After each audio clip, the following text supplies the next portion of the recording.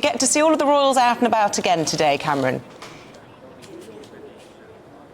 Good morning, Isabel. We certainly will, and the weather's much better than it was at Trooping the Colour on Saturday. We are expecting to see the King, Queen and Prince of Wales here later today.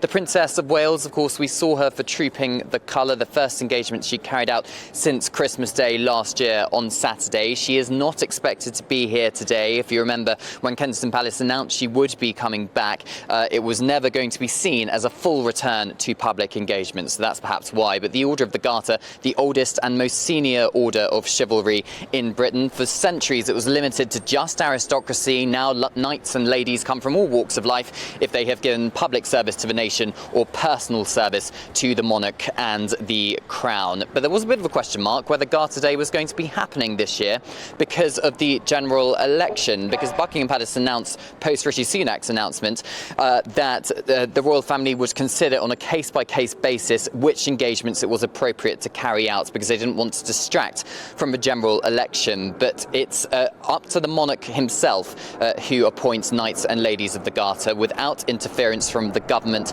or indeed Parliament. So the four new knights and ladies being appointed this year are Andrew Lloyd Webber, the West End musical composer.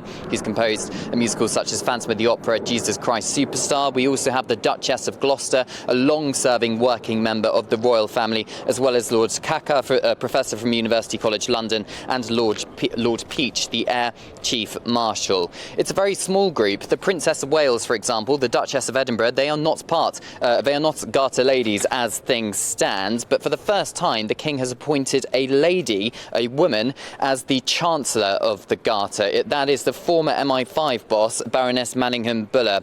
But there is an elephant in the room, and that is the Duke of York. He still remains a royal knight of the Garter, of course, no longer a working member of the royal family. He's reportedly a bit of loggerheads at the moment with his brother, the King, over whether or not he can stay living in Royal Lodge, that big 30-room mansion, I should say, on the Windsor estate, very close to where I am standing. He is unlikely to take part in the public elements of the day, but he will taking part in the investiture inside the Garter throne room in Windsor Castle, as well as the private lunch afterwards.